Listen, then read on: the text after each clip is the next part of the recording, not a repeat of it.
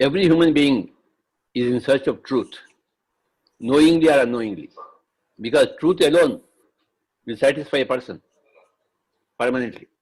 So my reading life also started at the age of 8 when I read My Permanence with Truth by Mahatma Gandhi. At the age of 10, I was inspired by Shanti Niketan vision of Rabindranath Tagore. I was imagining myself, visualizing myself sitting under those trees and learning all the things that beauties of life. In the age of 15, I was reading 2 volumes of Indian philosophy by Pandit Radhakrishnan. By 17, 18, I was reading Shakespeare, Chaucer, Milton, Spencer, Tolstoy, Dostoevsky, and all these people. Then I started reading everything: geography, philosophy, history. I used to go to libraries and sit there from morning to evening, read every book in the library. What I like about myself is my being voracious about books. I want the company of books. I want the company of extraordinary people. And I could meet all the extraordinary people only in the books, not in my relations, not in my friends group. But I was fascinated by great masters, great geniuses who wrote these great books: Plato, Plato's Republic, Plato's Dialogues. Then I would read all the books of Vivekananda, Ramakrishna Paramahansa, all the Upanishads, all the Tibetan Book of the Dead, Egyptian Book of the Dead, all the Sufi saints, all the Jewish saints, all the Christian saints, St. Francis of Assisi. So I am fascinated with great minds. Not that I am not fascinated with ordinary minds. I like to interact with ordinary minds. Every poor watchman, every poor rickshaw puller, there is native wisdom with everybody, with ordinary people, but there is great wisdom with great people. Native wisdom from every ordinary person and great wisdom from every great master. If I used to go in a train, somebody would sit by my side. I would like to know what you are. Who are you? Please tell me, enlighten me. Why are you going to Delhi? What work you have got? I was interested in every ordinary man's life and every great man's life. Every great man through their books and every ordinary man through conversation. So that's how I was eager for truth from every side. It's a lifetime of eagerness for truth, collecting the truth. And out of this huge collection of my truth, something has to come out. And what has come out is the Pyramid Spiritual Society movement.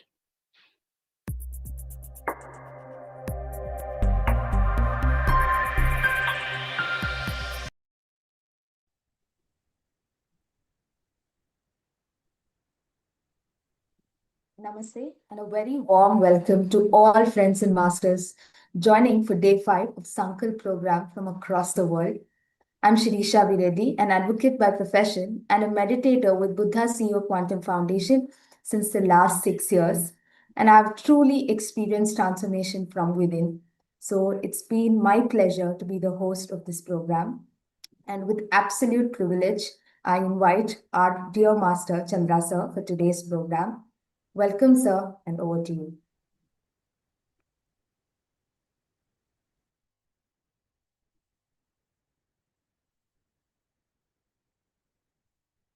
Thank you, Shirisha.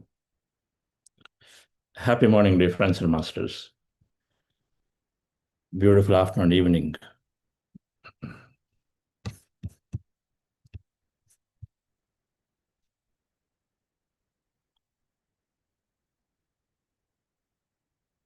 A consistent message from all great masters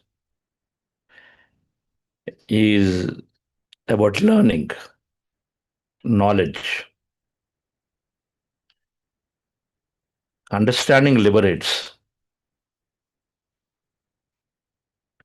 Yesterday, we were understanding what causes us to not change is the emotional programming, the conditioning into the body and mind that stops us from changing. But when we want to change, we also need to know how to reinterpret what is the next step, which way to move, and then for that we need knowledge. It's knowledge and meditation or awareness that bring about a new experience.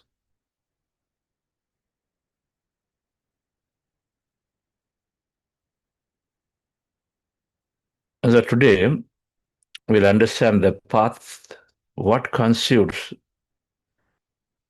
along with hand in hand with meditation,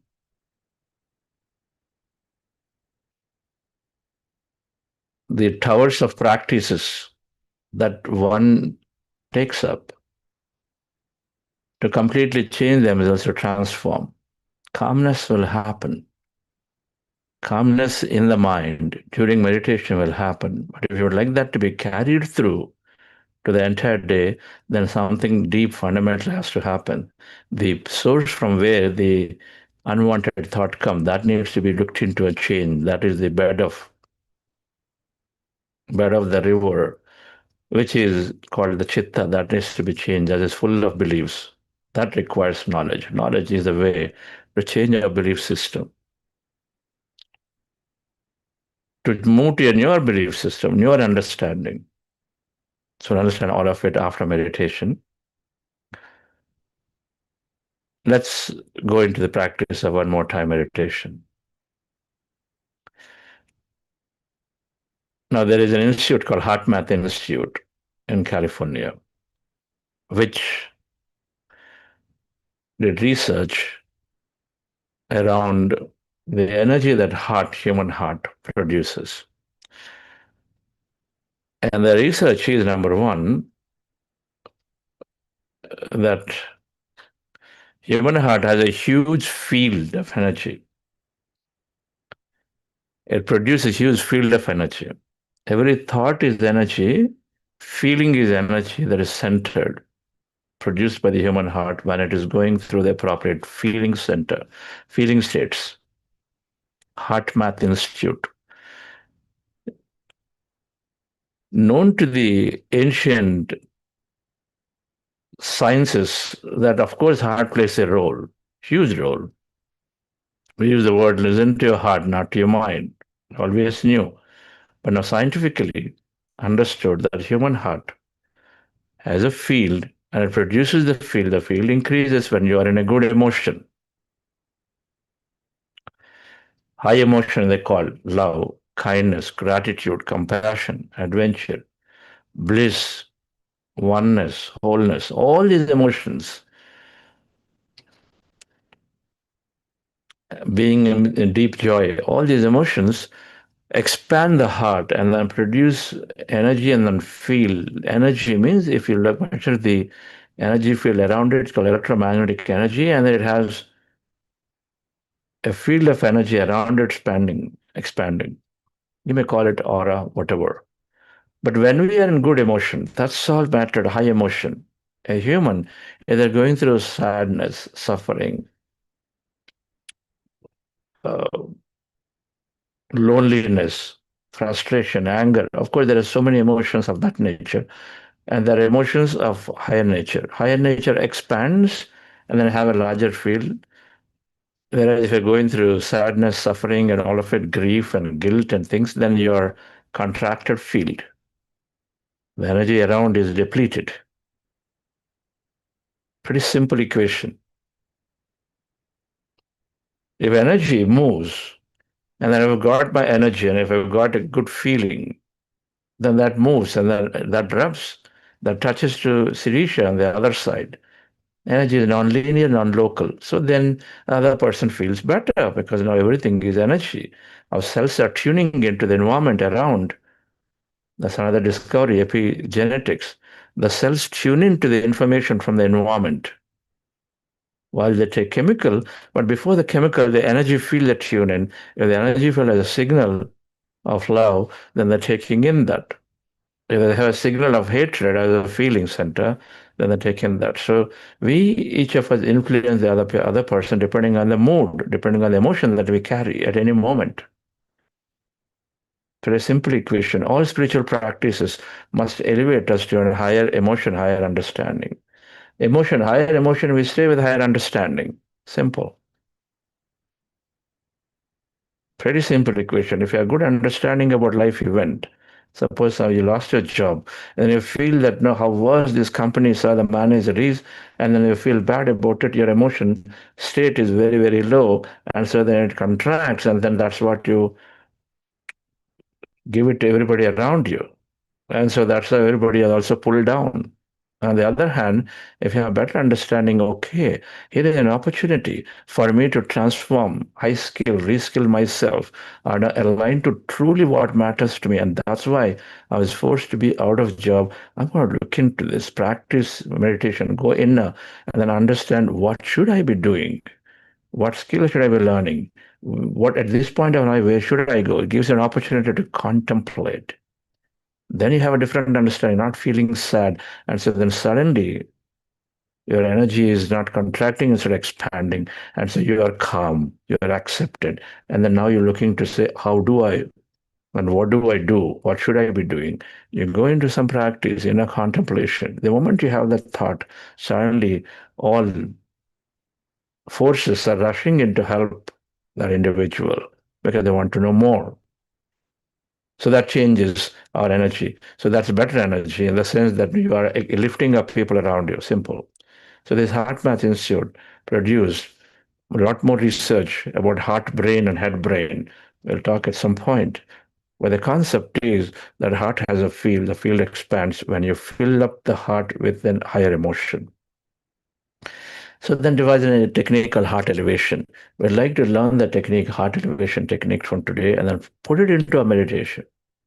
Some of us come into this process maybe a little worried, stressed, this and that.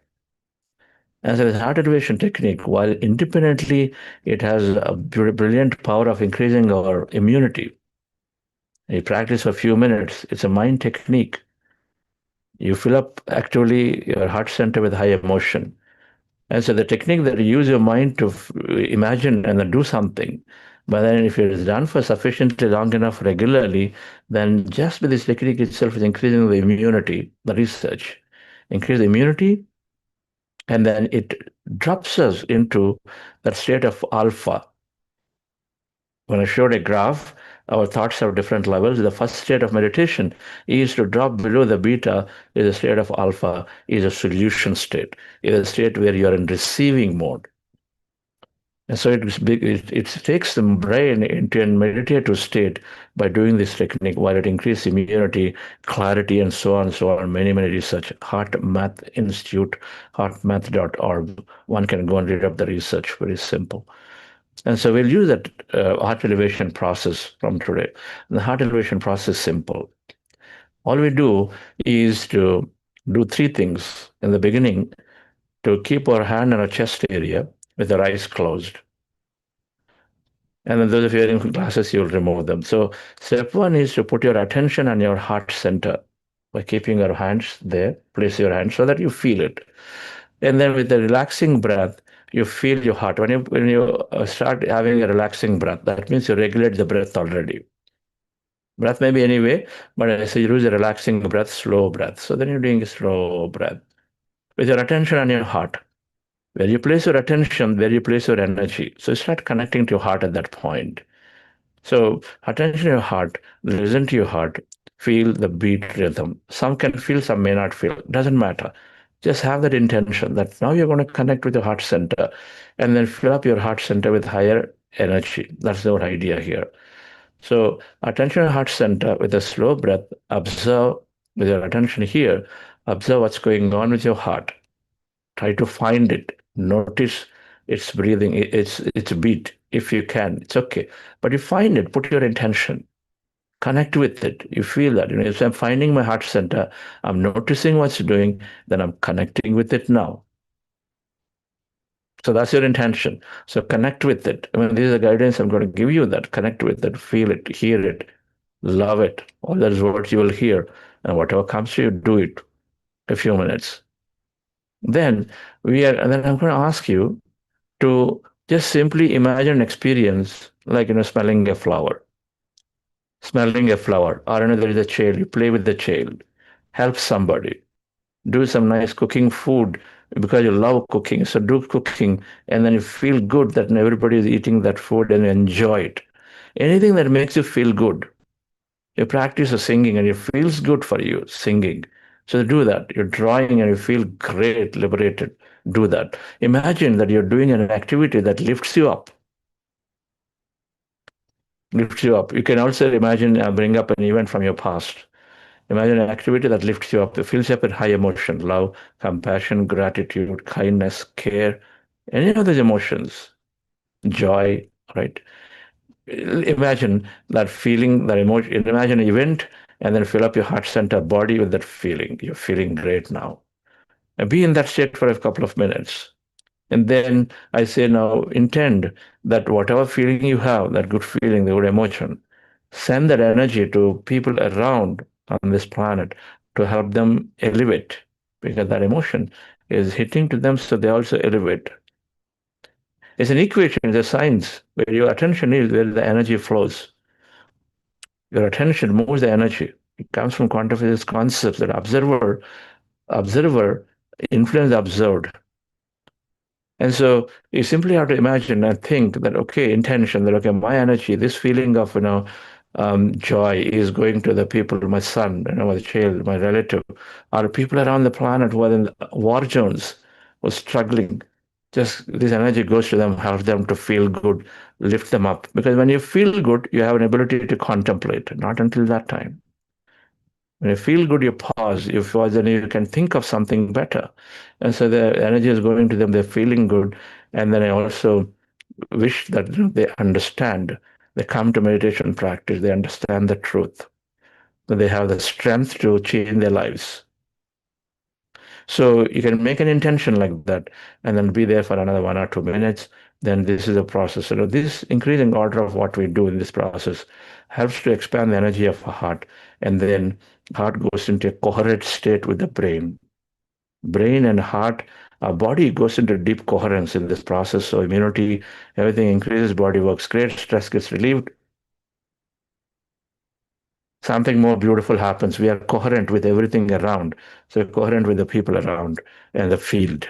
The process that meditation does, heart elevation is trying to do in some level, right? And so we do the heart elevation process. Then we attach that to breath meditation that we're practicing every day. And so we will do breath meditation, dear friends. So we will do both of them together, one after the other. Next few minutes of practice, relax yourself, sit comfortably. And those of you join new, and then it's absolutely fine to start anytime in this program for anybody. In case your friends are still not joining, or a relative, somebody you want them to join, you can still invite them to join. And those of you joining new, here is the practice. You're sitting down comfortably. This is the core of the practice called breath meditation. We spend maximum time in this process, right? And so sitting comfortably on the floor in a chair, fingers into fingers in your lap, rested hands, closing your eyes, observing your natural normal breath, resting your attention on the nose, and observing your breath at that point, going in and coming out. It is there. You want to observe that motion of the breath going in and coming out. When you observe the breath slowly, thoughts are becoming less and less in our mind. The goal of breath meditation is to slowly, slowly go into calmer, quieter, emptier states of the mind. Mind needs to become emptier and emptier and emptier of thought. And that happens when you observe the breath. Pretty simple equation. So you do that at any given time. You notice thoughts are there, you're thinking. And then you bring your attention back to the breath and then start the process all over again. Again, observing the breath. Again, slowly breath becoming lighter. Slowly thoughts are coming lesser. At some point, you go into an empty state and be in that state. And thoughts come back to breath. All right, friends, relax yourself with your eyes closed. So, as I said, before we practice this process, we will be doing today heart elevation process. And so heart elevation is same as breath meditation, similar to breath meditation. The posture, you're sitting down, same. Now, eyes closed, same. Only hands go onto the chest area. Just follow my guidance for this, dear friends. Relax yourself.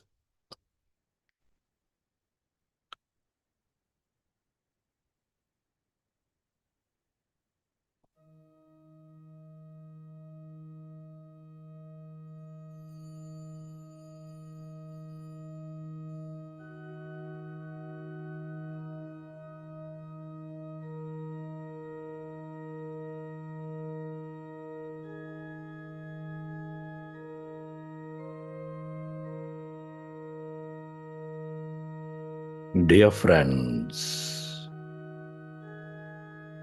dear masters, with your eyes closed, specs removed, fingers into fingers, hands comfortably rested in your lap,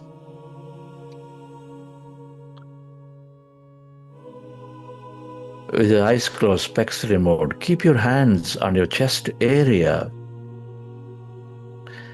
With your hands on your chest area, resting your attention on your heart center,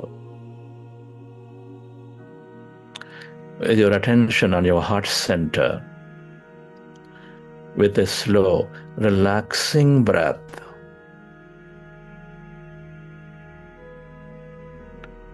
connect with your beautiful heart.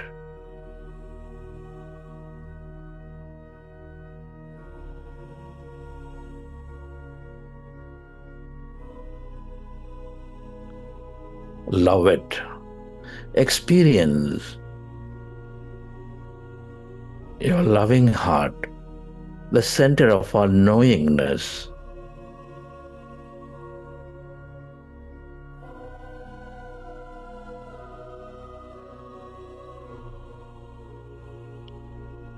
The center of all emotions, nurturing your life with its higher vibrations of love, compassion, kindness, care, gratitude.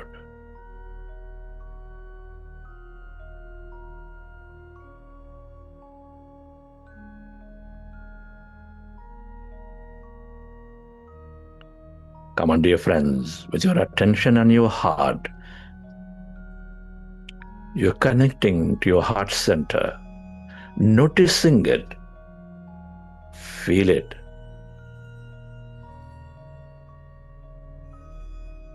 Can you imagine of an experience that fills up your being with our higher emotions of joy, love, gratitude? Whatever that may be, playing in the rain, hugging a child, walking in nature, smelling a flower, whatever that may be, helping someone in need. Come on, friends, fill up your heart center with that emotion, with that energy. Imagine of an experience to elevate yourself, raise your emotion.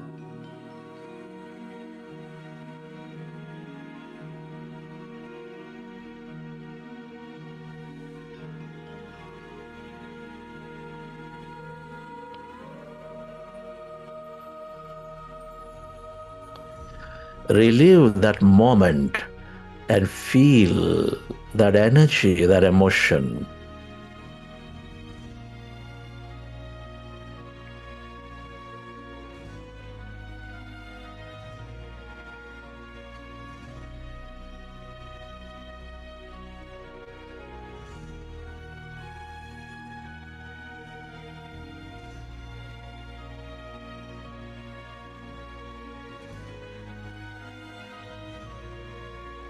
And allow yourself to intend to spread that energy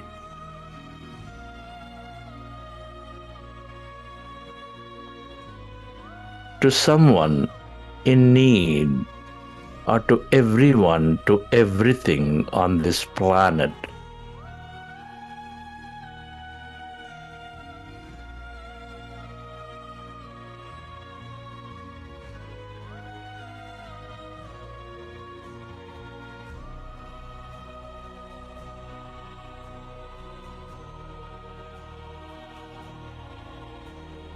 To help them heal, to help them elevate themselves. The more you spread this energy, the more coherent you become, the more one you feel. Feel it, dear friends. Reliving that moment and spreading that energy to all things and everyone on this planet to help them elevate.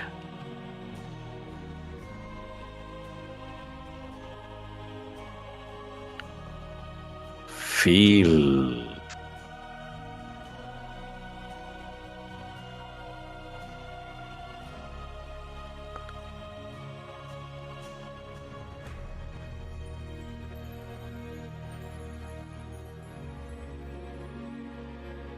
And slowly, let's go into breath mindfulness meditation. With your fingers into fingers, hands comfortably rested in your lap.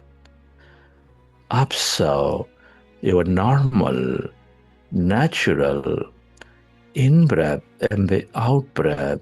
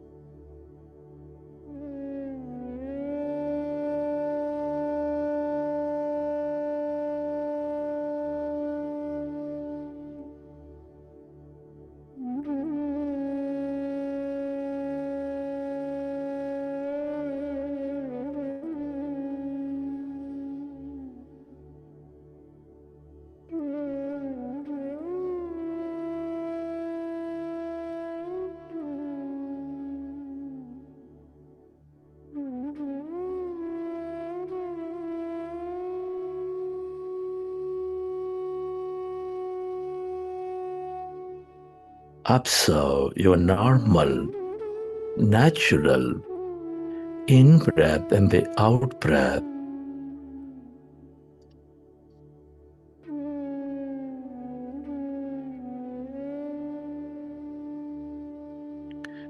With your attention anywhere on the nose, be with your breath, dear friends.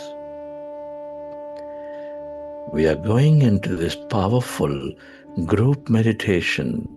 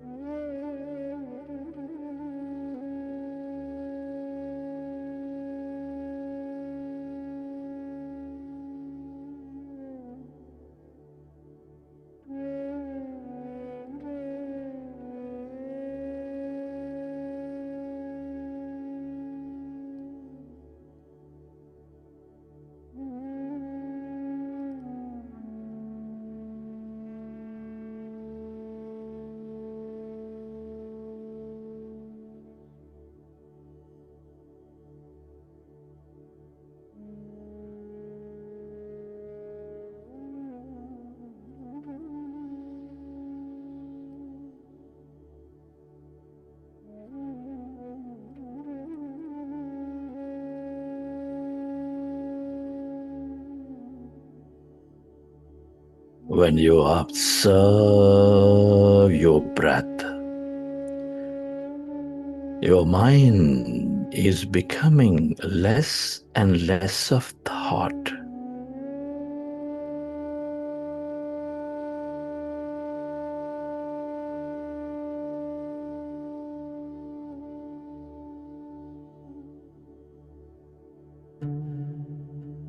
Allow yourself to experience calmness,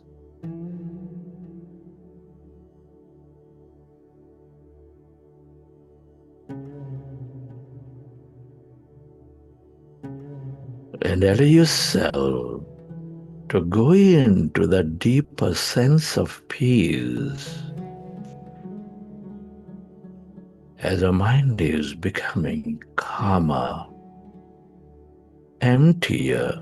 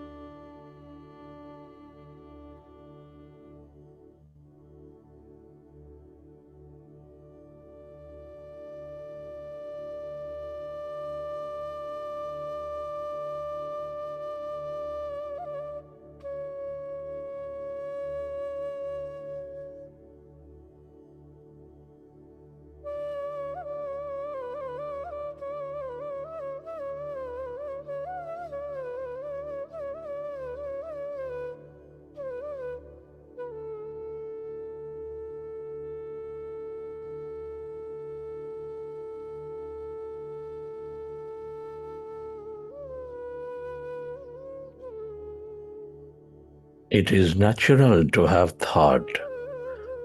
When you recognize you are in thought, go back to observing your breath and allow yourself to slowly go into that calmness, emptiness.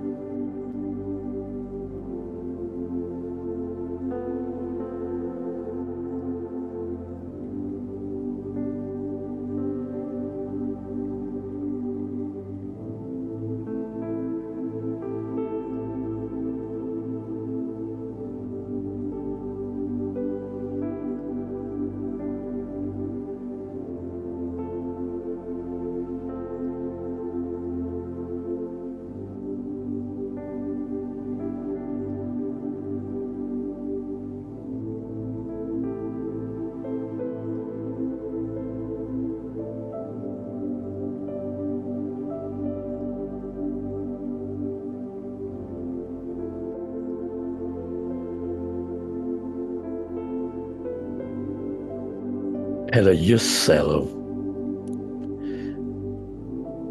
to experience emptiness as you merge into your breath. All emptiness is energy. The quantum field of intelligence.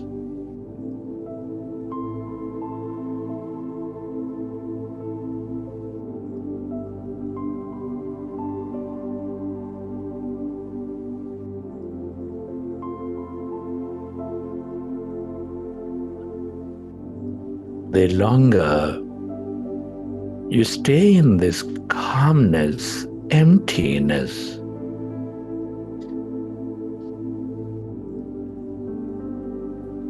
the more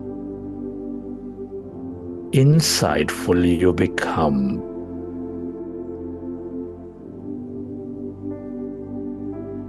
The more you develop your understanding and will.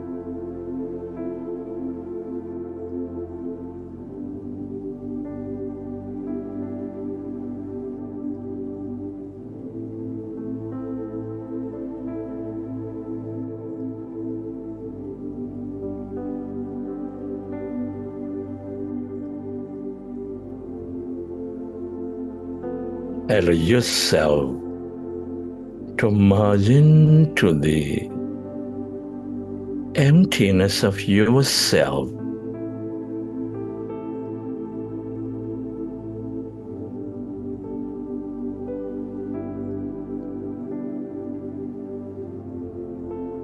Your higher mind, that awareness, everyone and everything are connected in this field of energy. The more you are in this emptiness, calmness, the more connected you become.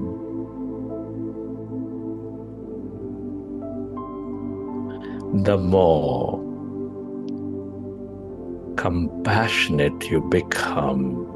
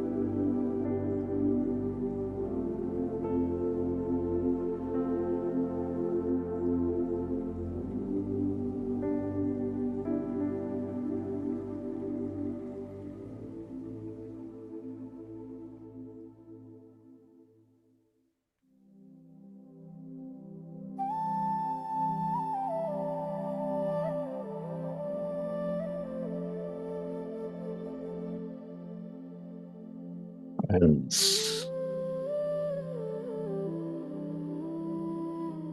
at this time, let's express gratitude to all things and everyone in our lives.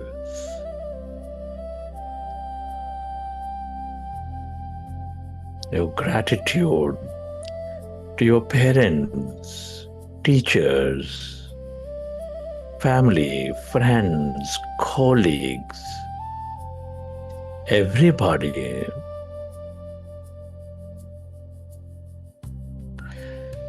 Be grateful.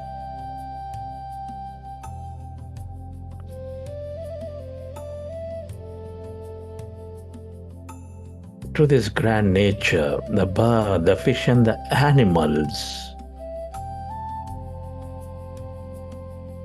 to technology, to everything we use, the system, the governments. Gratitude to your body, to yourself, and to this intelligent universe for being with us and experiencing this life. Gratitude is the ultimate state of receivership.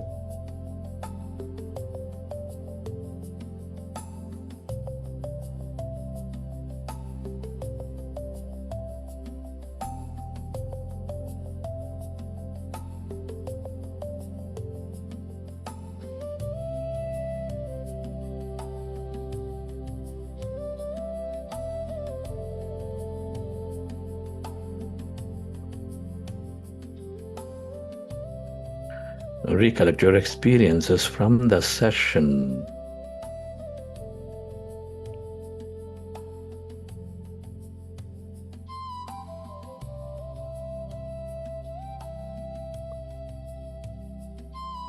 How did you feel? What did you see? And whenever you're ready, you can keep your hands on your eyes for 5 seconds and then open your eyes.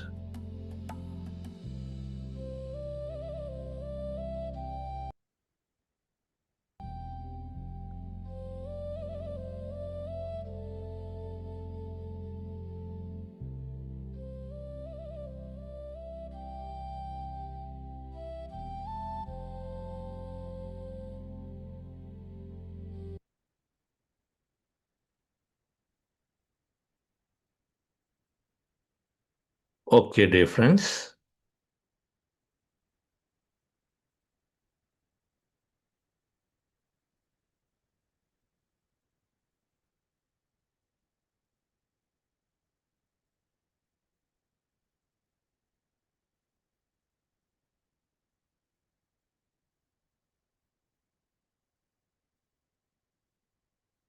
Hope you enjoy the session.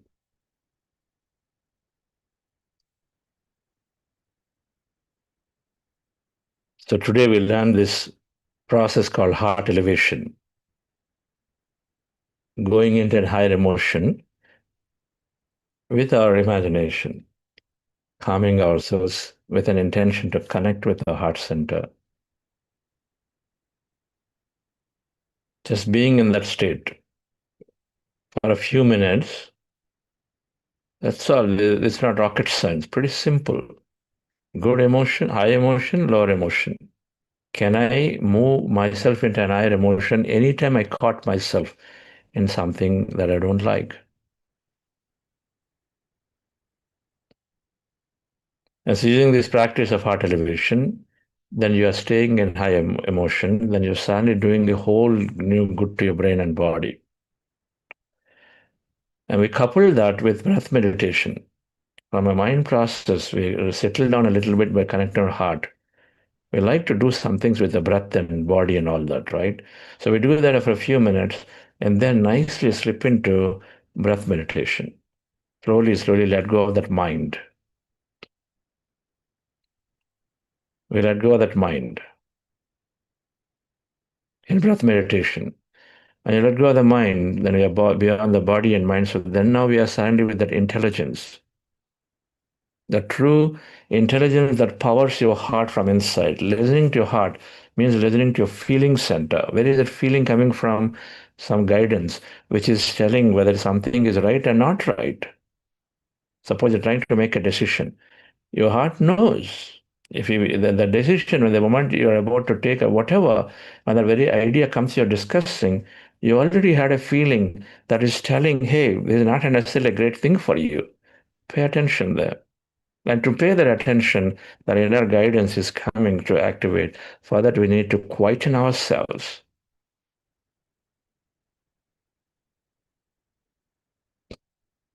So a breath meditation, emptying ourselves to every day for a few minutes, which we just practice. So we have heart elevation process, breath meditation, the Raj Yoga, the true meditation process, which is to go beyond the body and mind, which we have learned.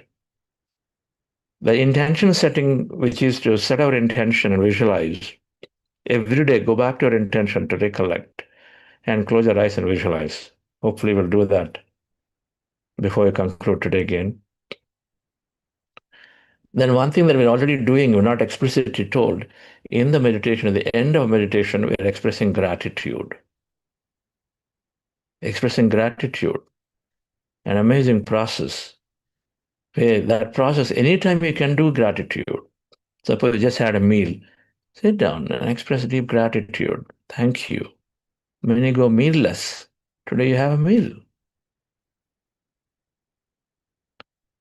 We woke up from a bed today, morning.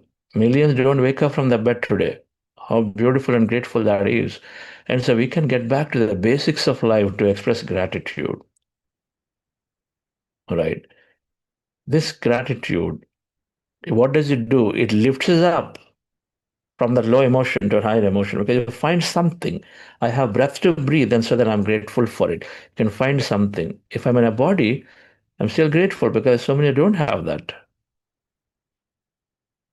I stopped complaining about shoe until the time I met a person who did not have feet, roomy. So the gratitude process is the fourth one. We learned some of these processes that are eventually helping us to lift us from a lower emotion to higher.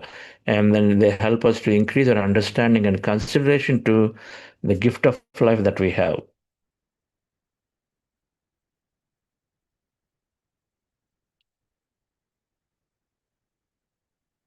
So, dear friends, if the change requires, starting from where we were yesterday, discussing about what brings transformation, we all want to change, yet we cannot. Those intelligent people are non-intelligent. Everybody wants to do their best, give their best. Nobody with somebody. The point is they want to convey a message. Nobody wants to shout and say that's the way to convey. But it happens. It happens. You lose control and then you just go and then do that.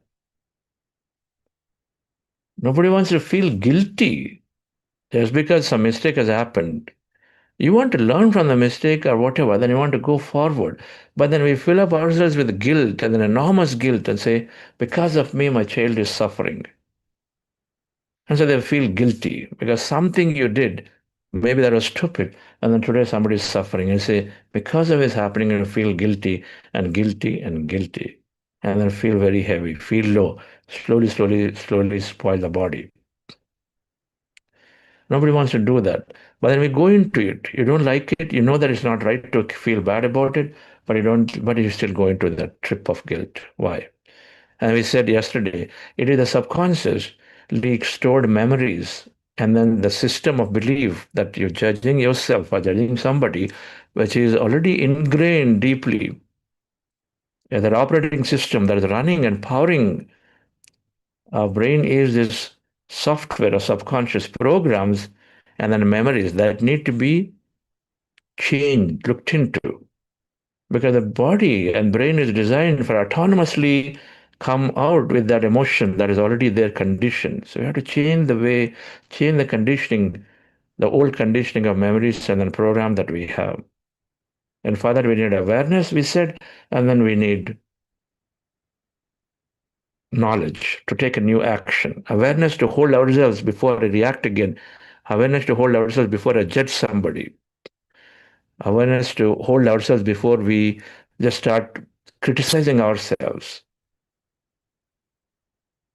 If I'm consciousness, aham brahmasmi, you're God, man is made of the image of God. You're son of God, Jesus Christ. If I'm consciousness, if I'm Brahman, then why should I criticize me? Why should I be in that constant guilt trip? Things happen. Then we elevate ourselves to understand. So knowledge is essential. So dear friends, the practice we say, and then this program will be highly successful for each of us when we take on three things at a minimum. Three things. This meditation, breath meditation, fundamental. The king of all meditations is breath meditation. Meditation means emptying a mind. Breath meditation is to using the process to observe the breath to empty the mind. Heart elevation, gratitude, intention setting, they're complementary processes. They're not meditations. As far as we are concerned, when we talk about them, they're complementary processes using your mind as a beautiful instrument to do something more. But meditation is fundamentally is to drop the mind, go beyond the body, so you connect with the intelligence out there. The process has a lot of benefits physiologically of resting the body. That's a different thing. So the one practice is meditation. The towers of practice, meditation. The second tower of practice is knowledge.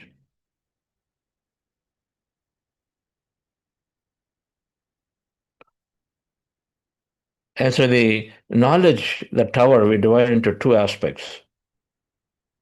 One is knowledge, learned through all masters.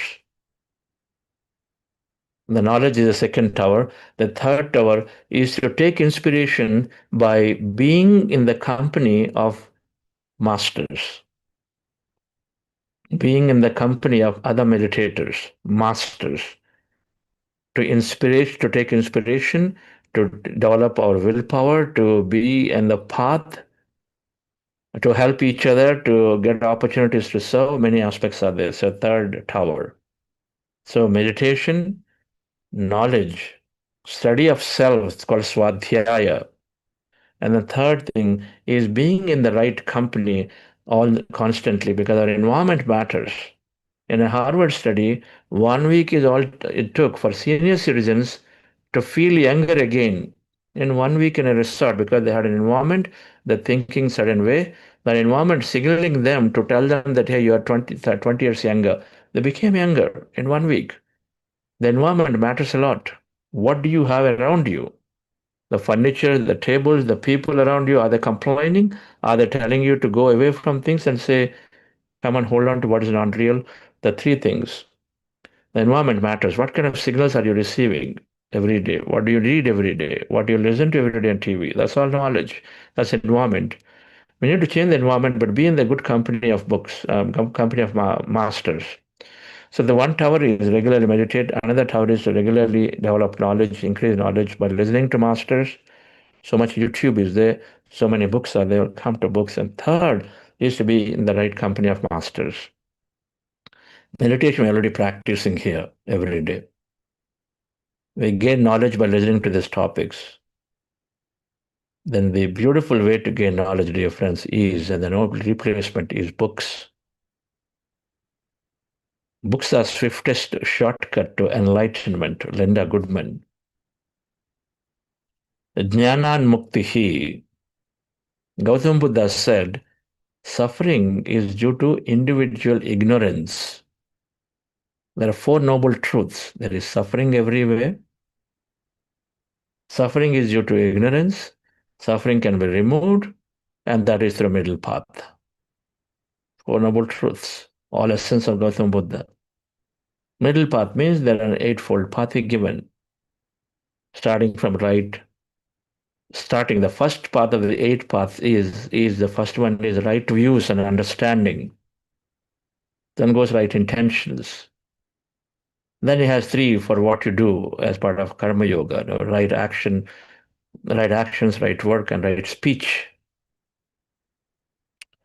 So Gautam Buddha, suffering is due to ignorance, and if ignorance is removed, suffering is removed. That's all, no? 90% of my suffering is due to the way I give meaning in my mind. It's called aditapa. The basics of all tapa is the suffering, is given by the meaning in our mind. How do I understand my current situation? If somebody, if my baby is born with a broken limb, how am I taking it? I feel for the whole lifetime sad about it, horrible about this whole thing that there's no limb. Or do I have a better understanding? Can I study the law of karma, study reincarnation, study spiritual science? Can I elevate myself? I am the whole, and I'm here for an experience. And so this son, my son or baby, whatever, has come for her own experience. The most compassionate person to come with a broken and not having a limb and still come into this life. Most compassionate people are the ones, most brave souls are the ones who are doing that. Can I have an understanding, a new model of understanding, so I do not, for my entire lifetime, suffer and struggle with a child who does not have a limb to walk or whatever, to understanding. If you don't have the understanding, the whole lifetime becomes sadness, filled with guilt.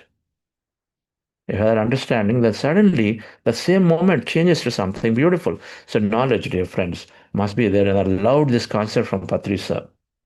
Okay. And so some of the books that we're talking about and which we will give in the wisdom note today, the day 5 wisdom note, today in day 5? Yeah, day 5. Here is a book, Mind to Matter by Dawson Church. We'll recommend the list. We'll recommend a list of 25 books. You pick one or two or three, or if you're visionary, you're going to pick all of them, buy all of them. That's what I did in the year 99 or 2000. The moment I was given a list, I bought all the books. That one salary, everything has gone to buying all the books in one shot. They came. tell you, because all the books were there. In 1 year, I read half of them. I read at least 25 books in that year, at least that many. Dawson Church, Mind to Matter, one of the most beautiful scientific book, Mind to Matter. I believe we are starting a book club next month, next week onwards. And this is the book that really caused me to think of a program like this. You Are the Placebo by Dr. Joe Dispenza. This program, I had the courage, and then this, in many ways, this book influenced me because it talks about the entire science to meditation amalgamation. Mind to Matter is also similar, but You Are the Placebo goes deeper in explaining cases and all of it. This one gives a beautiful list of facts. But this book motivated me to create a program like this because it talks about real change, signs. You Are the Placebo, Dr. Joe Dispenza. Now, of course, my journey and all of it started with Patricia in many, many ways.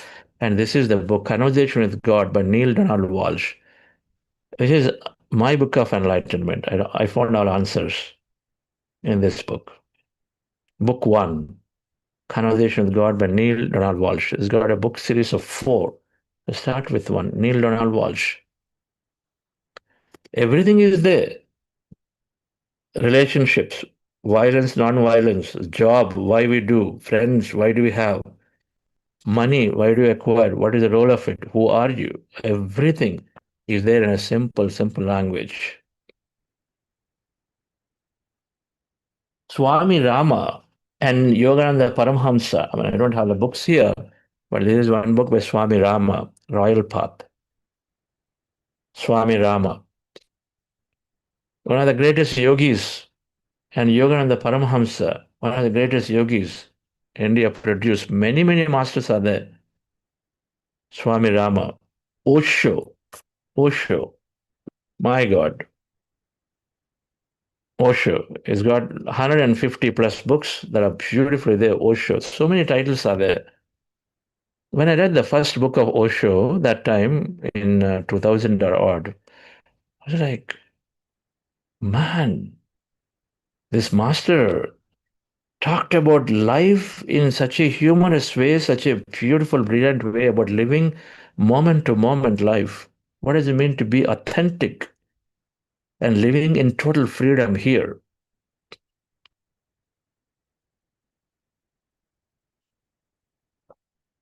His stories, how he was able to have his conversation with the dad. His dad is, and he didn't like something, just like that, accepting, suppressing himself.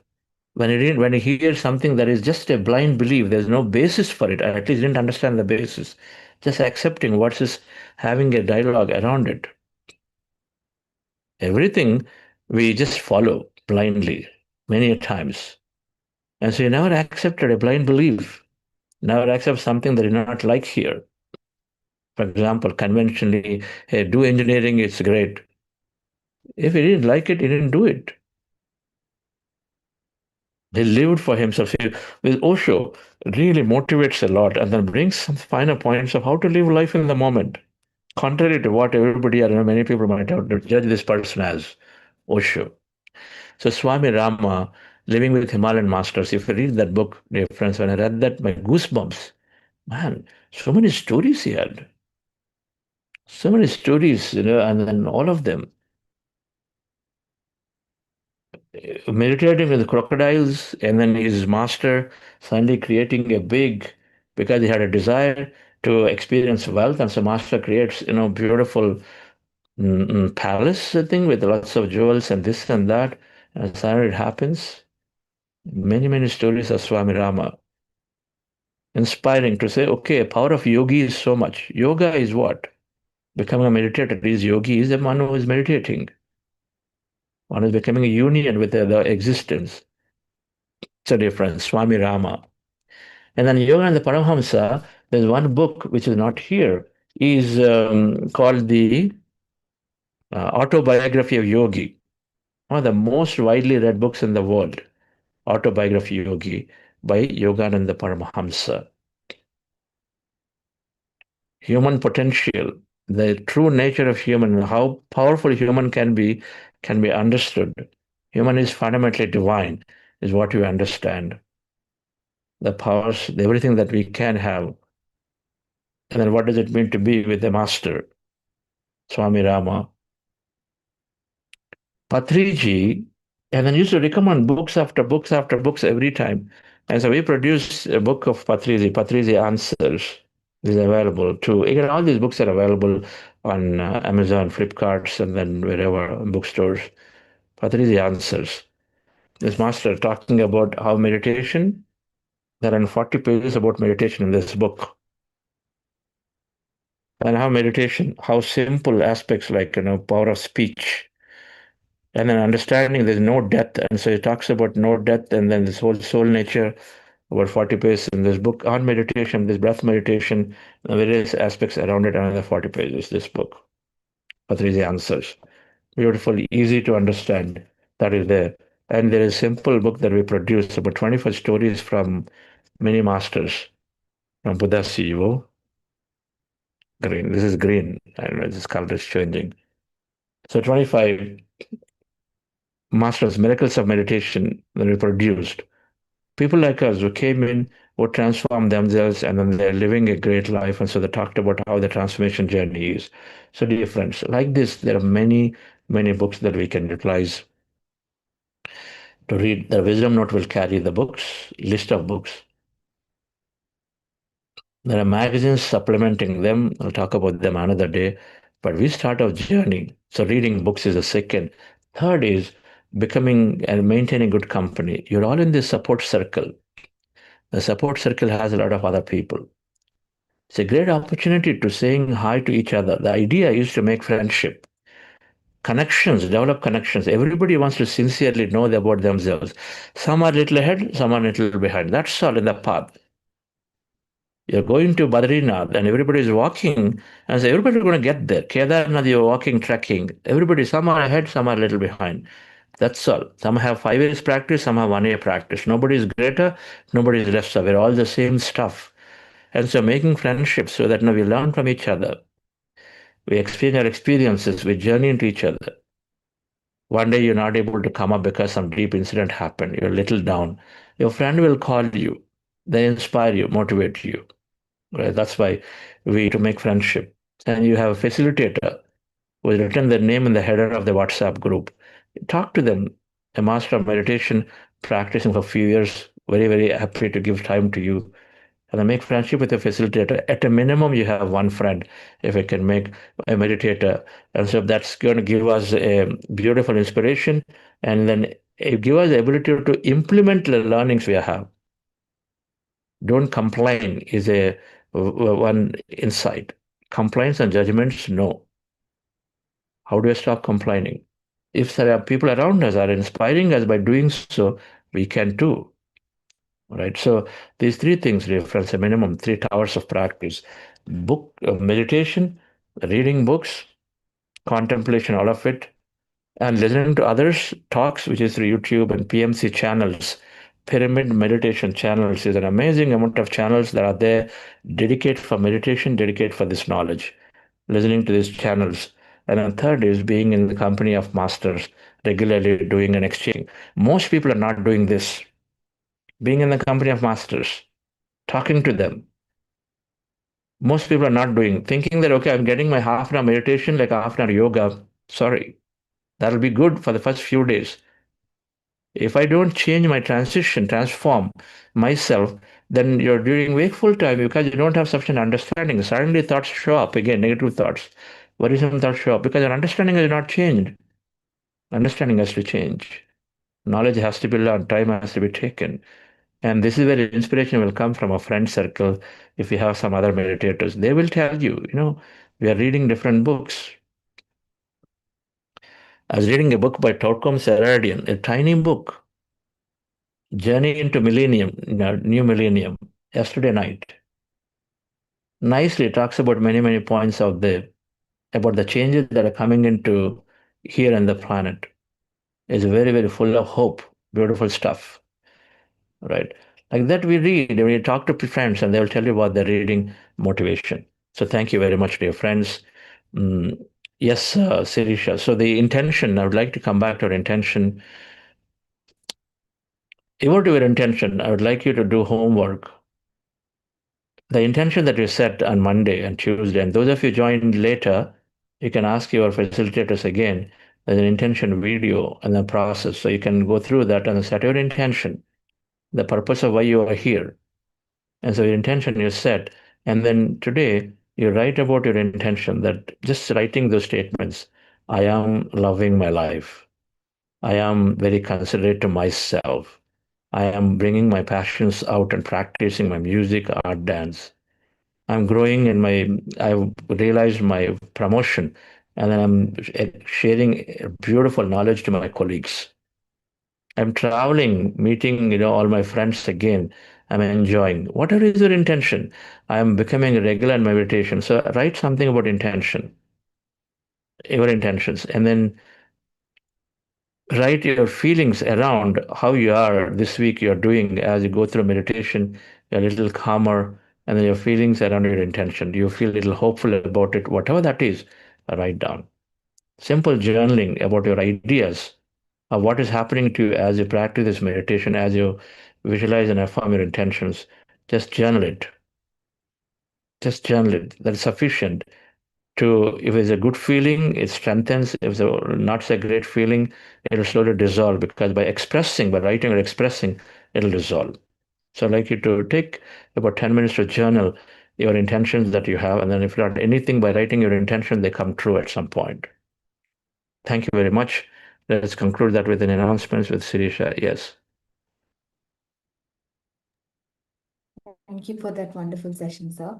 And Masters, just a gentle reminder of the Inspired Book Club series. Two amazing books, Mind to Matter by Dawson Church and You Can Heal Your Life by Louis Hay, will be covered from August 3rd onwards. All you have to do is click on that Inspire program button on the app, or we will forward all the necessary details today in your support circles. Just register. We have time to read the book before the book club as well. So please do that. Thank you all. Okay. So thank you all, dear friends. So we will come back tomorrow for one important topic. Once again, this topic around this whole, when we talk about I am this energy, I'm consciousness, I'm the whole, we'll make an attempt to understand from quantum physics. What is this field? What is this consciousness? What is this energy?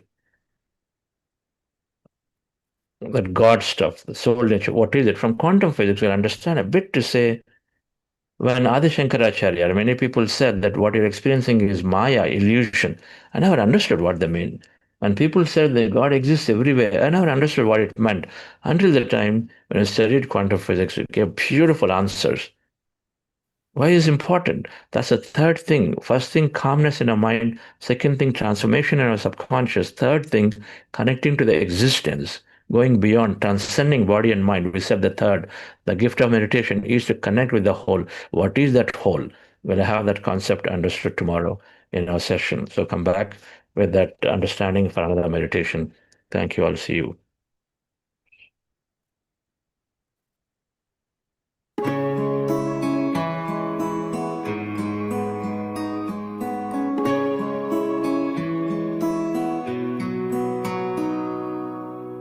Sometimes I'm not sure who I am, or even if I'm where I'm supposed to be.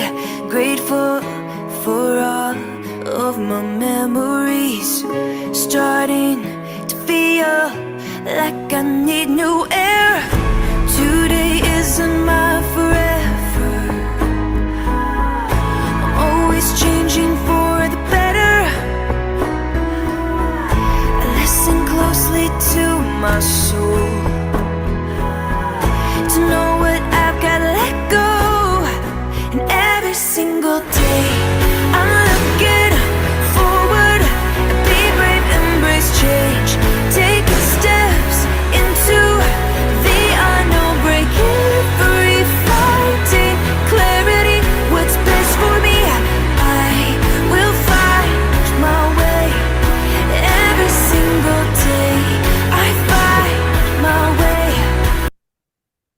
Yes.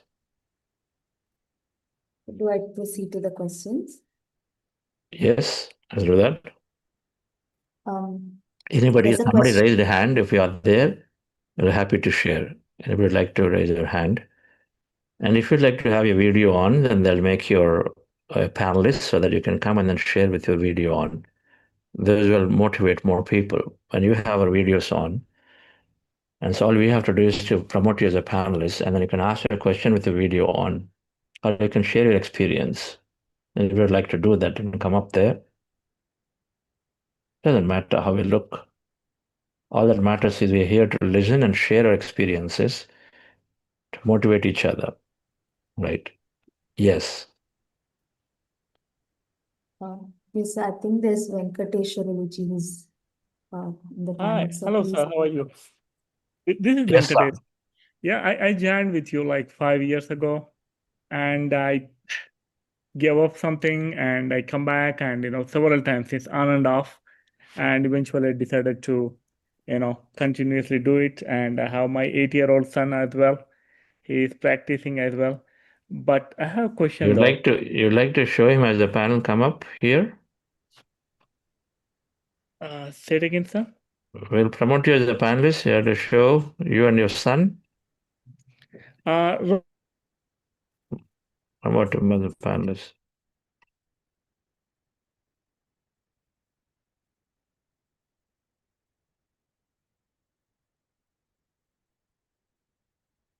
Yes. Beautiful. So you can get you here. You're on mute, sir. Huh. okay. Hi. Hi, Rohan. Hi. And he's Meditation. starting. How is your meditation? What happens to you in meditation? Go ahead. He was kind of like blank. Well, I don't see anything in my mind, but I just feel like I'm in deep sleep. Wow. That's what we want to be. When you meditate, your mind is blank or you're in a feeling of deep sleep. That's the best state that you can go into. You know what it does? I'm not really sure though. Okay. When you sleep and wake up, what do you get?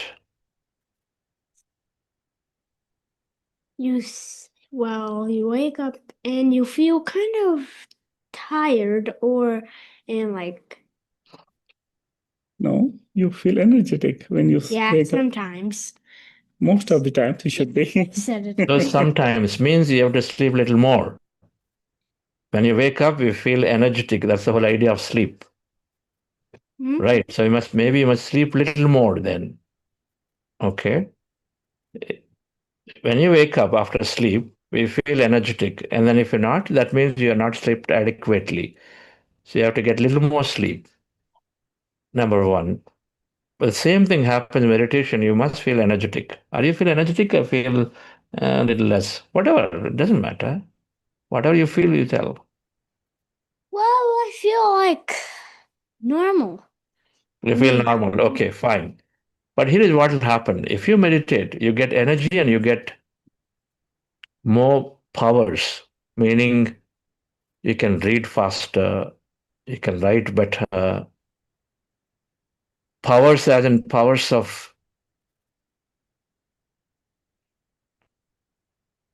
to see and connect to. Do you like any characters? Spider-Man, Superman, any of those characters?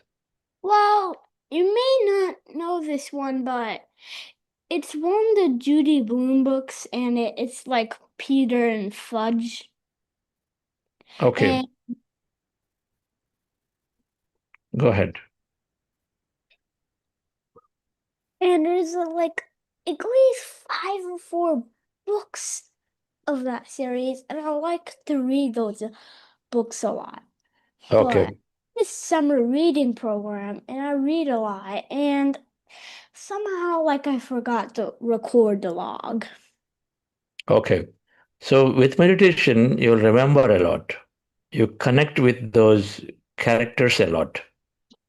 You might get them in your dreams and you get them as visions in your meditation to have nice conversations. A lot is possible. Try it out. Regular meditation. Okay? Okay. Regular. Thank you. Thank you. Thank you. Yes, sir. Venkatesh Garu. So my main question is, sir, some of them are saying that Kriya Yoga is the best, and there's some Siddha Yoga. They teach you the whatever the Kriya Yoga teaches you after 12 years, the Siddha Yoga teaches directly, and they advocate that do not do the mindful meditation. It puts you in the sleep. The right thing is that do the pranayama, which is the Kriya Yoga or Siddha Yoga, and after doing several years, then eventually that will lead you to the meditation. Then the meditation happens naturally. You don't do it. I hear so many things. What is your take on this thing? I'm not taking sides. I'm just wanted to hear the answer from the experts. Sir, whatever answer I give you, it won't satisfy you. It will, trust me. It has to happen from you. Your practice will only, these are so subjective. If something is required for years, do you know that you have not practiced this for years before? Do you know in your past lives? I don't know that. If somebody is telling you that you must have sufficient amount of physical body practices before you come to a breath meditation, okay, at least that much they established, great. That breath meditation comes as a final state. You've seen Sage Vishwamitra. What posture did you see him? Like this, was he doing? Or in the posture you see Vishwamitra, what is the posture you see him? It's meditating. Meditating. Valmiki? Meditate. All masters are in the same calm, composed postures. So you know that is the final state. I'm glad word is telling you I've told that much. That you will be the final state. Now you are at the final state. Experiment. Hey, I've come to the final state. Can I be in this state? What stops you from there saying 40 days or 50 days or a few days to practice it and experience? Experiment. You experiment with yourself, and then if you feel the simplicity of it is helping you to improve yourself, you're done. Now it's about having willpower to be in it. That's all. Nothing else. Suppose you're not getting any benefit. Suppose you're becoming so hard and so difficult, so this, so that. Then experiment with another practice. All practices are great. Because each practice gets us from one to the other, one level to another. That's all. No. Our fifth grade is going to prepare us to get to sixth, to get to seventh, to eighth, like that. You know this. So it's like that. There are beginner practices, there are more and then more. The most advanced practices become more simple. In any case, nature, whatever is natural is always right and easy. You know this. Natural methods are right and easy. And so if a practice is a little complicated, it's not natural. Somebody complicated it and wanted many things. How do I know all of this? We have to experiment, Venkatesh Garu. Okay. You ask my opinion, all practices are great.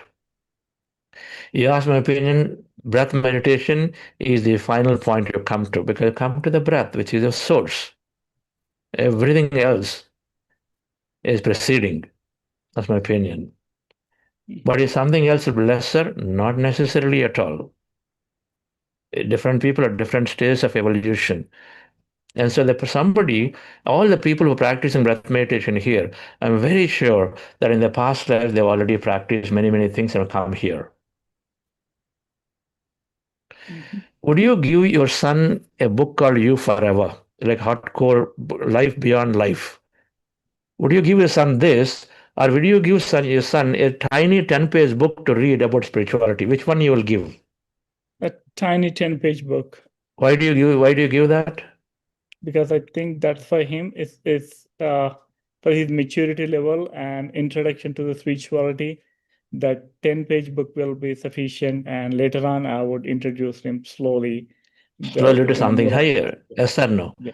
Now Yes. understand yourself as that son. Now you are given this book, gift of meditation or breath meditation, you've gotten something through either a flyer or a book or a friend or whatever. You've gotten that gift of breath meditation. Somebody is telling you, come and practice meditation. Like you, is telling your son, hey, read this book. And you didn't give this big book, but you're giving maybe a small book like Miracles of Meditation, 4-page stories, and this one is the heavy stuff. You're giving this. Why? You feel this is going to be useful. You know that he may be ready for this, not for this. You know it intuitively from your perspective. So is the case with consciousness. Consciousness is orchestrating events for each of us. Our higher inner guidance is constantly guiding us. And it has guided you to this technique because it truly thinks you're ready for it. Because how does it know you have several years of past life experience combined where you're ready for a technique is when if you and I are intelligently orchestrating and utilizing our energy, not wasting our time to our children and guiding them what it is and what not is not necessary. If we are intelligent, don't you think consciousness is intelligent and putting something in front of us? Will it waste its energy just like that, giving you some message? It won't. So then when things come to us, it's about like our son, whether he'll be intelligent, wise enough to take it or not. What frame of mind? He may take it, may not take it. Same way, if you don't take it, fine. Will you stop telling your son, take this book? You will tell him tomorrow. You will tell him 1 month later. You keep telling him. So is the case with this. It keeps coming to us. If this is coming to us again and again, it'll keep coming to us for us to take it at some point. We call it marketing. Increase the memory recall. So it's like that. The fact that the meditation technique came to you means, and it's coming to you again and again, some way or the other. It's not going random. And so that means we are into this. We are ready for it. How do you know? Forget all I said. Just practice. That's all. Thank you. Everything I got said can be theory, but if you practice, you will know. And then whatever they're saying, suppose Siddha Yoga or something, some yoga, whatever that is, do it. And I love that Master Siddha Yoga, Play of Consciousness, book by Swami Muktananda. Amazing amount of experience he had in doing that Siddha Yoga. Play of Consciousness by Swami Muktananda. Amazing. I recommend read that book. Practice a little different. Okay, I read the book. I love it. I read books by Osho. He recommends some 100 meditations. But only one meditation, Patri said, breath meditation. Everything else, no. Because that's what you feel. I tried other meditation practice like TM and this and that, but I settled with this because the experiment I feel this is more simple. It's something intuitively tells me. And so I do it. You practice that way and then make a choice for yourself. It's important that we explore other things if case they're bothering us. Then you will come to a great conclusion. Kriya Yoga or breath meditation are this for you in this lifetime, at this time of lifetime, what is better? You only can be the best judge of yourself for that. Okay. That makes sense. Thanks a lot, sir. Thank you. Thank you.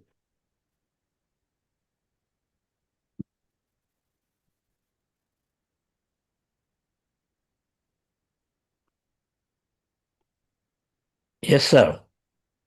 Sharta Kapoorji.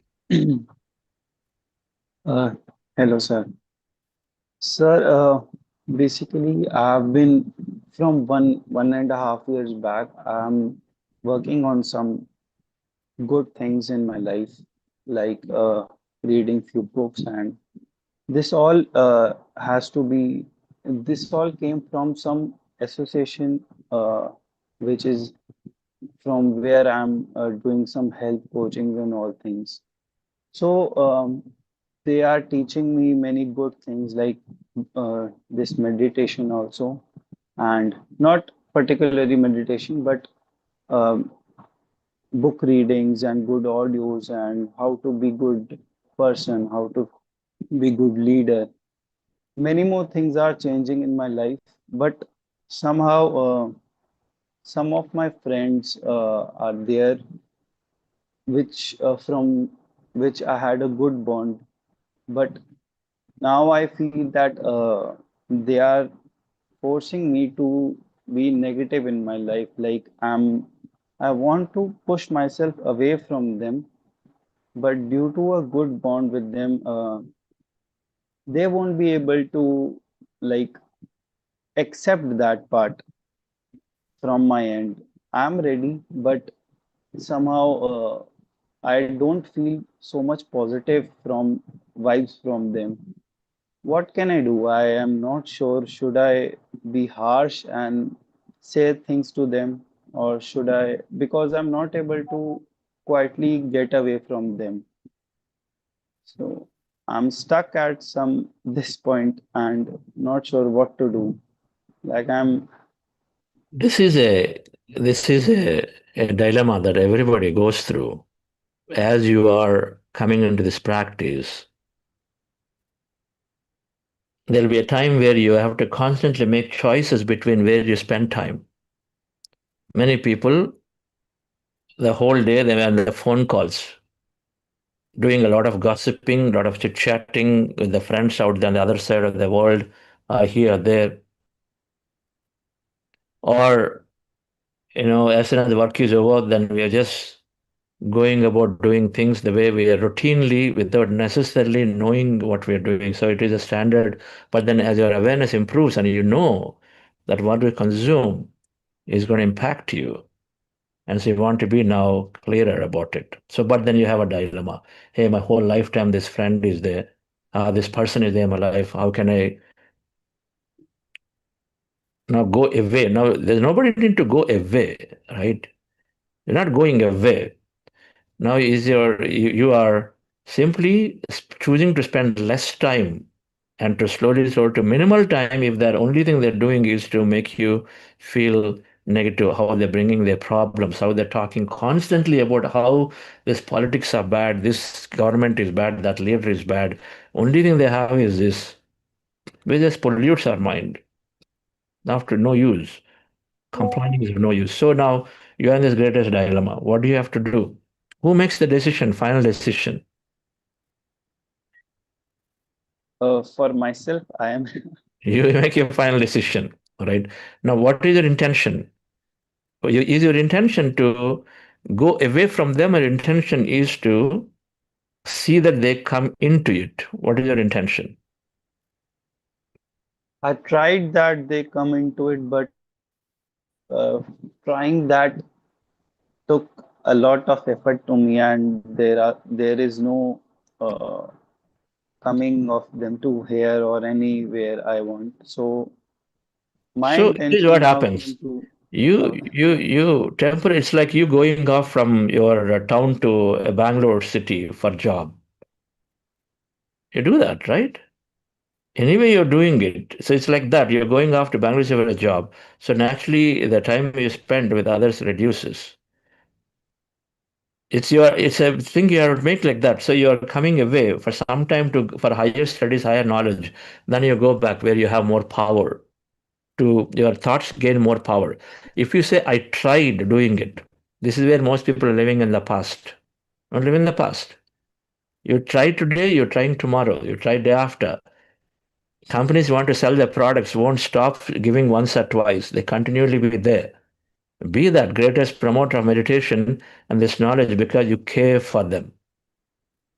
So one thing, you constantly, when it comes to your parents or friends or relatives or anybody, circle or colleagues, we tell them they don't listen. You also didn't listen for several years before finally got to it. Same is the case with them. All right. And so then we are compassionate or heart. We want to see that they also get into it. But then before that, first, your oxygen is important in a flight. They tell you, wear your mask first and then give to others. Right? That's what they tell. If you have come with a baby, they say first take your mask and then you can help others. If you know a mask is not good, is not there, then you can't help others. So you need to become that first. For that, you have to do what you have to do. Be clear. And so your intention is not to go away and then drop them because they're negative in nature. Your intentions are always to go back to them and then give them the knowledge and then understanding you have and be persuasive at a later point. But first you have to take care of yourself. Eventually it means that you have to reduce your time on them with them, no matter what they do. A child wants to go to higher studies so passionately, but mother is holding him back. Oh no, I feel really bad. And the attachment does not let her go. But the child still has to make the decision to go. seeing the mother crying, and you also cry a little bit, but you go, fulfill your passion, only to come back with a great bond again. All right.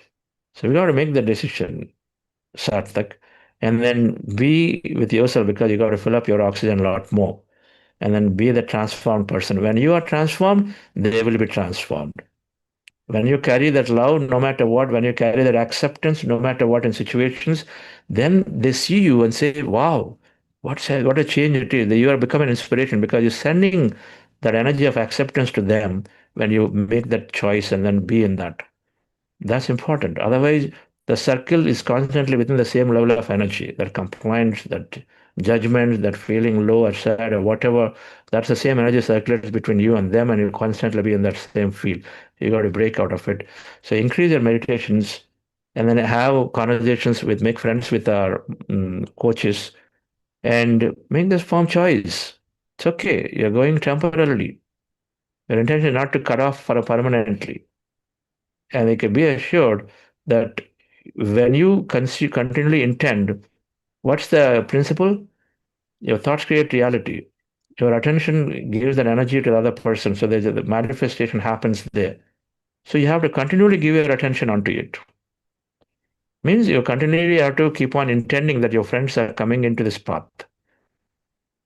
A lot of spouses say, I've tried my best and then they're not coming. So they judged, they commented, they concluded this is a past statement. That means they're not trying anymore. So how do you expect them to come? When you say, I've tried, sir, they're not coming, that's the conclusion you're coming with. So it's a belief you formed. Now you also are a creator of they're not coming in because your belief is working against you now. Right? So that part we have to keep it present. You have to make a firm decision, go in and then say, I'm temporarily in this journey. It gives you a clue of why a lot of people go to, let's say, a Rishikesh or Himalayas to do some practice and come back. All right. It's like that. So you are away temporarily from them. You're there where you are, but you're away temporarily from them and not necessarily having conversations say, guys, don't disturb me and make your firm decisions. You are into it. But then instead of fighting the old, take new friends. When you make new friends, automatically the old will drop off. I assure you that. Right? Don't fight the old, be in the new. Socrates. So you can be that by making a friendship with Sirisha here, Rakesh there, and some masters, and then automatically the old will drop off. That's the way to make a change. Okay? So when old are dropped off, so there is no coming back. That's your choice. There's no such thing as not coming back. It's a choice. That's the classic attachment that we are with. When you elevate your understanding. And so read this book. Read the book Conversation with God. You will know you are on a journey of individual. Whether you're mother, father, brother, relative, spouse, ultimately a child, we are on our own journey of individuality. You are consciousness, I'm conscious on a path. When you understand that, all these bondings start breaking, not in a way that you ignore them, it's in a way that you're not just overly unnecessarily attached to them.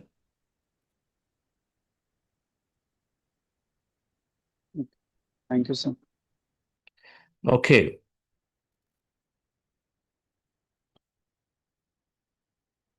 Wonderful. Thank you for asking the question. It is through many, many people's minds. This is one of the reasons why they, while practice meditation, they don't change their environment where they spend their time. And so then they constantly receive the same. They're not motivated enough. They go into the old and be in the old. This typically happens, but we got to make that choice. And this is where the beautiful benefit of making meditation friends will help because they will take you into the newer journey while the old, if they're not changing, will drop off at least for the temporarily. And then you, as a changed master, transformed person, will always go back. I'll tell you an example. Our family, my brother was looking for us to come to meditation. We were not coming. He kept practicing, however. He was there with the group. And then today, the entire family is meditating. Hundreds of people in the entire family circle meditate. My friend circle, many people have taken to meditation. But I do have friends like you for 20 years of journey together. But you know, at some point, your journey with them is over. The learnings are over. When the learnings are over, that person moves away from you, and then new people coming to you for your learning.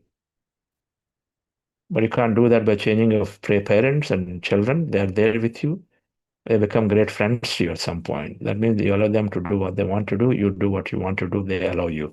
So you have to have friendship, which will develop over a period of time when meditation takes place.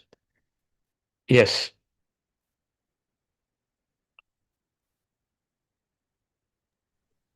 So I believe there's another panelist, Aditya KG. So please unmute yourself and share or ask. Hello. Am I audible? Yes, sir. Your video is not on though. Yes, It's sir. intentional. You Just could a like second. start it. Okay. Yes. Yeah. So I would first like to express the gratitude that thank you for organizing these sessions. And this is the second time I'm doing this intent meditations for next 40 days. So thank you so much. I have one question. So sometimes I get stuck in a situation and it's very difficult for me to come out of that situation. If I look at others, they take a decision, they immediately move out of that situation rather than keep suffering in that particular uh, situation or where the decision making. But what happens to me, I actually think a lot about every pros and cons.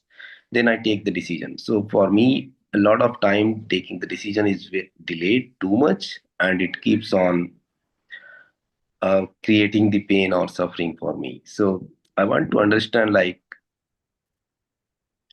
how to make the quick decisions and how to reduce the suffering.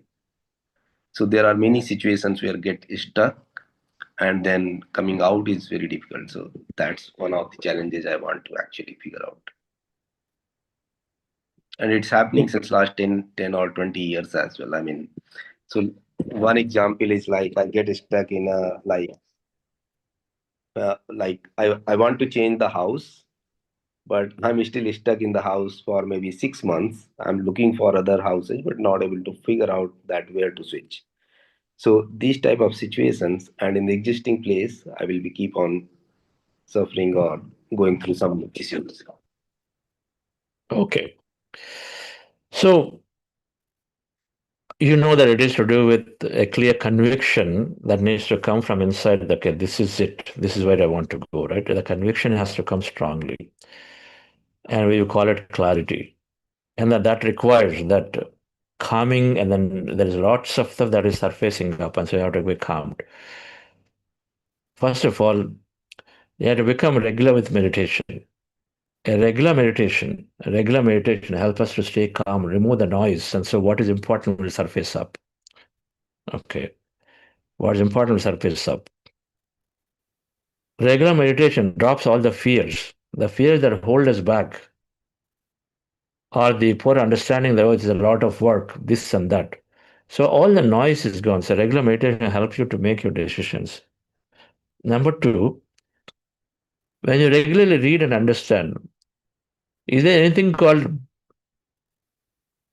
you're choosing two houses? Like it's like you're choosing two teachers for learning music. You do your search. Then eventually you pick one of them. You pick one of them. One of them is one, another is two. That's all, no?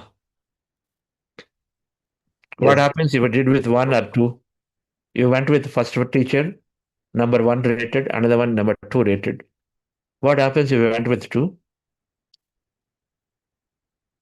What would happen if you went with this teacher rated two, was a teacher rated one? What happens to you in your learning? One is rated as one, first ranking one, another is rank two. Rated through something. So what will happen? Is your learning going to be significantly any different by going to these two teachers? You know that the difference is not much, it's the same. Some way, some practice here, there. The point I'm trying to say is it does not matter. You got to go. Yeah. You got to simplify and you got to go. Whether you go with the teacher one or teacher two is the same. If you go to house one or house two, it does not matter because you are going to continue to have, there may be some difference here, there. We'll come to this greatest understanding. That's important to try than to try to get to the perfect one to try. There's nothing called perfect. Yeah. This comes with an understanding. So we read regularly. When you read regularly, then your clarity emerges. Then you know where to give time and where not to give time unnecessarily. Okay. No matter what, grass is always on the green on the other side. You can identify the best house and then you'll realize within no time that, oh man, so the other one has something more. You know this always. Understanding. So read and then regularly meditate. This practice will bubble up and make it more clear to you what is important. When you know what is important, then you're not even doing too much of unnecessary search. You will not even do unnecessary search. Regular meditation, regular reading develops your understanding. If the understanding is developed, you say, okay, it doesn't matter. If understanding is that what is important for me comes up in front of me readily, then it'll come up. If you start out with the intention of a house and say, oh, I have to search 50 houses, 50 different communities, and then come to my house. If that's the intention you have, God only will help you. You'll go around searching for 50 houses. If the intention you have is, I am finding my best house. Tomorrow I'm searching, I'm finding the best house. I'm seeing one house, I don't know, a couple of them here, and then I'm getting the best for me, and I'm going in and believe in that understanding, you will take on what comes to you. You truly believe the best is presented, you will take it. It depends on how your intention. So for that, you need to develop your understanding. This is a long-term solution. Yeah. Because you're also asking long-term solution. Who doesn't have that confusion you have? Everybody has the same confusion. But that confusion to clarity happens when our mind is, the noise is removed. Okay. The weeds that are there in the thing, the weeds have to be removed because they take away energy and the plant does not grow. If the weeds are removed, what is important, the plant keeps growing, you can see it. So is the case with the core things that are important keep showing up when the noise is removed. The clarity. So for that, meditation and then reading is important. Then you will take a decision. I say take any decision, doesn't matter. Every decision in life is experiment. Just go, yeah. Just take one. How does it matter? If it doesn't work, you can do this the second one. Sell off your home a second time and then do another one. What is the big deal about it? Come to that understanding. Yeah. I think that's where some fear in taking the decision, and it keeps on delaying, and then some more. Meditation. Knowledge and meditation are the ways to drop the fears. Okay. Of course, you'll have mentors, but again, you have to surrender to the mentor to take the decision. You can have a mentor give you, but choose somebody who is a mentor who can help you, but then you surrender to them. If you don't surrender, they'll tell you and say, ignore that, they'll not give you advice next time. All right. So mentors will help. All right. Thank you so much. Anytime, if you have a concept of higher to lower, you want to watch a movie, you want to read a book. A book like this will help you more to learn more. And movie, entertainment. Anything higher, take the higher practice. You're doing yoga and meditation class, take meditation class. Yoga for body and mind, meditation for all bodies. Take meditation, right? You're doing a party and then there's somebody doing a satsang. You know, you want to do both. Pick satsang, the one that will give you higher experience. You're spending time in cooking, but then there's somebody is saying, hey, let's come and read. Take reading, then cooking. Yeah. If you want to do both. But if you're clear which one you want to do that. You want to do cooking, no matter meditation, anything doesn't matter. You love cooking this time, do cooking. But when you want to do two, if one is higher, take the higher experience, automatically you will be taking better decisions. That's another way of looking at it. Okay? Thank you so much, sir. That provided much clarity to me. Okay.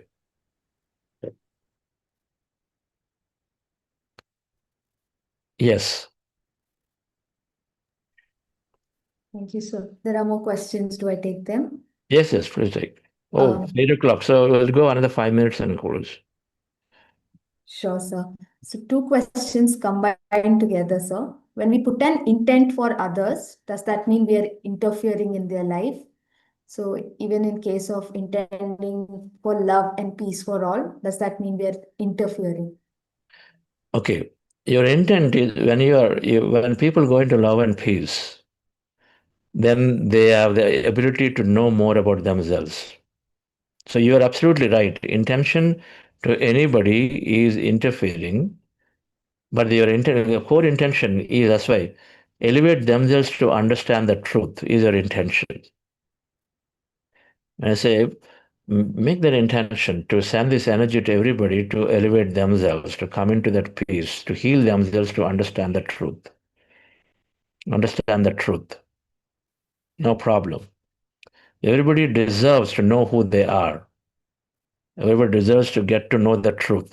Then what they do with the truth is up to them. But at least that much we can intend for them to, because they've forgotten who they are, or each of us have forgotten. So we want them to understand that I am the whole. Non-interference. When you're doing truth deeds, there's no karma. Truthful deeds are spreading meditation, or essentially anything that helps people to know themselves and practice into themselves. They're called truthful deeds. Spreading truth, no karma. Doesn't accumulate karma.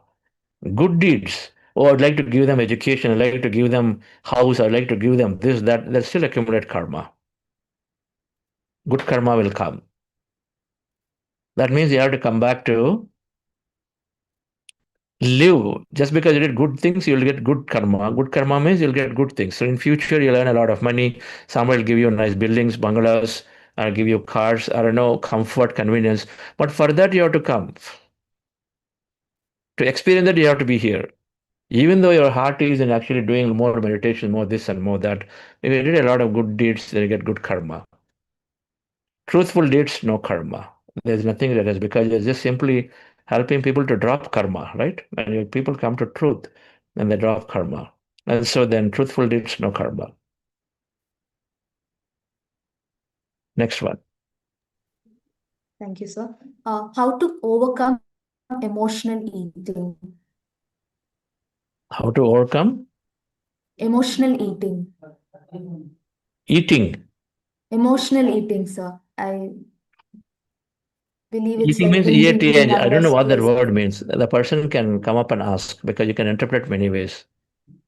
Emotional eating means, you understand? Is that a youngster's word or what? I don't know. I mean, is it a new word, not a youngster's word? Is it a New Age word?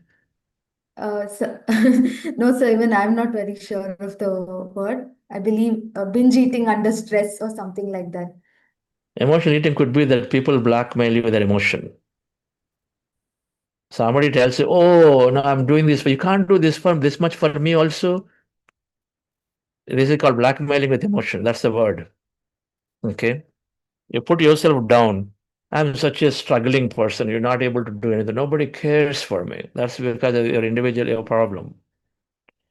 It could be that either you eat yourself with the emotion again and again, or somebody eats you up, because you allow that to happen. Meditation will help you to become stronger. It already happened. Meditation anyway. So again, all answers for everything, the only answer, friends, is meditation and increasing an understanding. If you increase an understanding that you are consciousness, and children choose parents and come. Parents don't choose children. And each of us choose people in our lives and come here for experience. Then it gives us so much clarity and say, you come and make a plan and come here to live in a way. Then others interfere through their emotions, their advice, their constant complaints, judgments, many things. You know, to raise your energy and have that understanding to walk like that lion. You walk, and then, but be very considerate for everyone. Considerate, compassionate, but take care of yourself, and then your energy automatically spreads to others. When you are in that mode, then you know where to draw the boundaries and lines, who to listen to, not listen to. They might play any emotion, because you not have your sufficient understanding. Your understanding is muddied, and so you're not able to take decision for them. That's the thing. If your understanding is clear, however, that emotion won't impact you. It won't play onto you. Okay. Next So one. based on the responses others have given in the chat, they say emotional eating is when you are overcome with too many emotions, you feel sad. To overcome that, you spend time eating, or you get distracted by eating. You go into the Instead of same journaling. emotion again and again. Yes, you go into the same again and again. And meditation is a way. How to overcome? Just practice. See for yourself. 40 days later, you will know. Yes, Vrishali. I know you want to say something. Yes. No, sir. That's the one. Nothing on that part. Oh, yes. Please share about yourself. So, hello everyone. Myself, Rushali Dabhade. I'm from Pune. I've been practicing meditations more than 5 years now, and it has really transformed my life from like why me to wow, it's me. And I feel really great about it. And it's really wonderful that I have been, I came into this meditations and I'm enjoying this like anything. So I'm happy for each and every reason. So it's really wonderful to have be a part of Buddha CEO. I'm so grateful to Chandra sir and entire Buddha CEO team for having me here and enlightening with all these wisdoms. Thank you, sir. Wow. Thank you. We conclude that with that message. Why me to wow, it is me. We go from why me to why not me. And then she went a step further and said, wow, it is me. Yes. My son did not do my homework. I got a notice from the teachers at school. Wow, it is me. I'm going through a learning here, and it gives me an opportunity to stay calm and then not shout at my son and say, look at and say, what is the challenge here? How can I give more time for him? It's wow, it's me. That's when you move to that state. So we'll take that. Why me? By the time you finish this program, you have to go to why not me? Why not me? Then we move further and say, wow, it's me. Thank you all. We'll see you tomorrow again.